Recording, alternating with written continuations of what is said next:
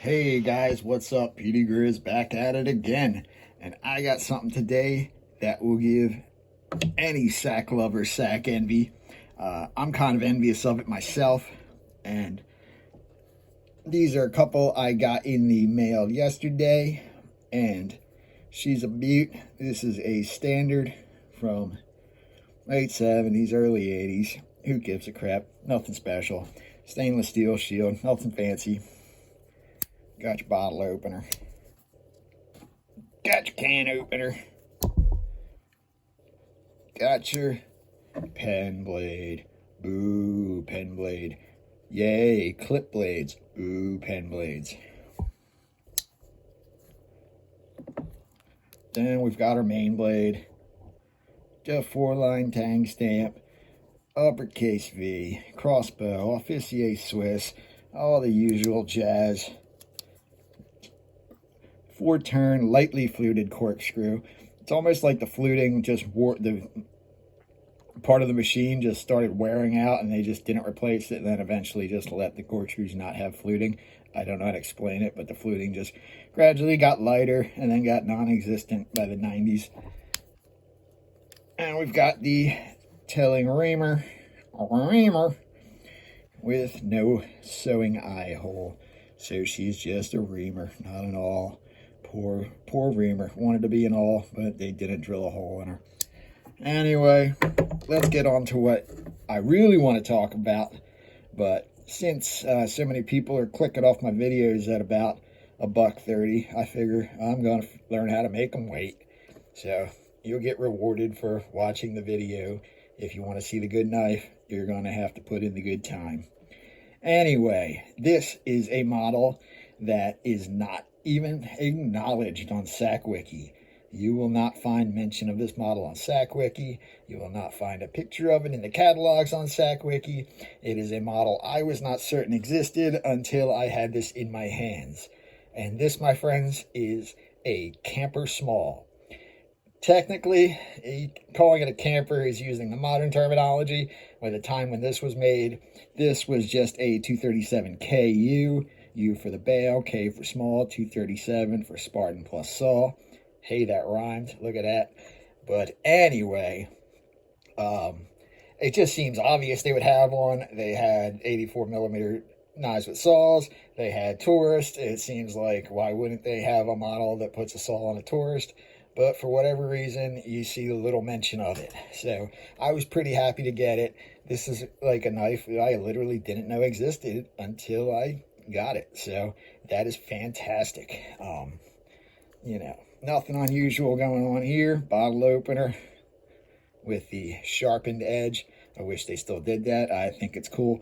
I think it's great to take any unused space you can and put a usable utility in there. Got the can opener with the Swiss patent. The Swiss patent for this can opener ran from 1951 to 1971, and after 1971 they stopped stamping them with the patent, and then a lot of knockoffs started using that can opener design, especially Spanish ones. Then we're going to make you wait for the good part. Here's the clip blade. Beautiful. Love the clip blades. Boo, pen blades. Clip blades are where it's at. I wish they would still do this. Even just from an aesthetical perspective, it gives some variation to the design of the knife, and I like the look of it. And there are some functional reasons. You can get this tip down into little small places if you're into whittling and stuff like that. But fantastic. Then we've got the main blade. Very lightly used. I don't think it's ever been resharpened. Looks to be the factory edge to me. I'm sure it was used a few times, but I don't think it was ever resharpened, and that's fantastic.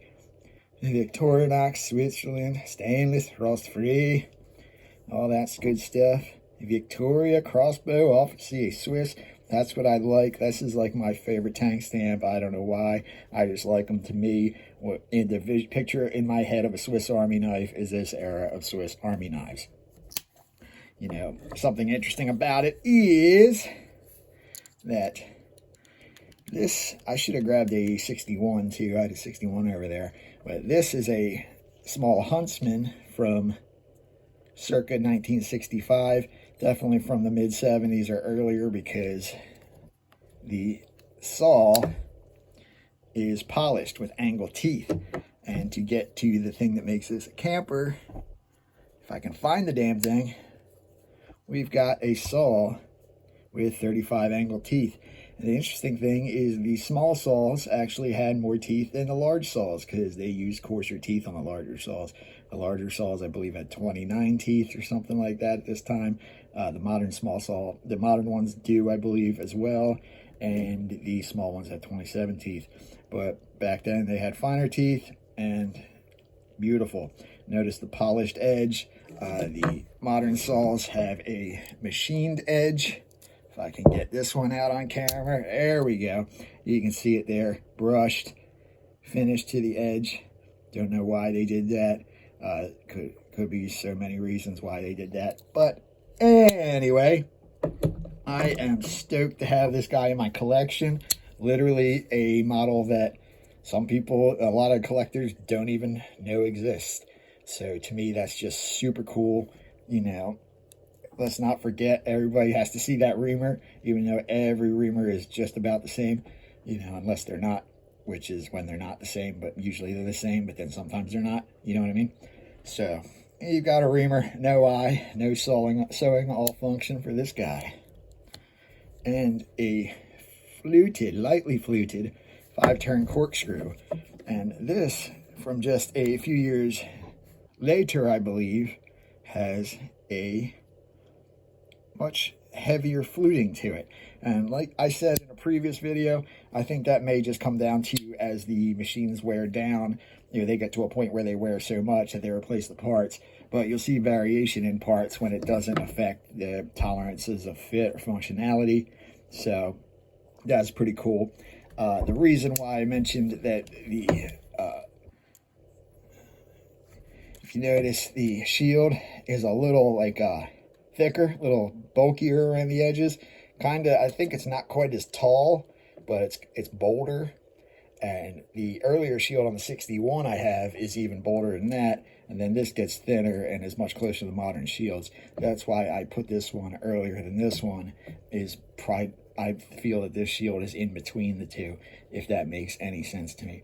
I'm not too big on the years. Like I get, as long as I get them down, I know what era they're from. That's what matters to me. So I don't get like, I don't need to know that it was made on March 3rd, 1963. I don't need a birthday knife. Birthdays are overrated. So anyway, thanks for watching, everybody. That's a cool knife. Very happy to have it. You know, if I saw that and somebody else had it and I didn't know about it, it would give me sack envy. So let's hear about it. Comment, like, subscribe. Don't, whatever. I'm not your boss. And I'll see you in the next one. Swizzarmygrizz out.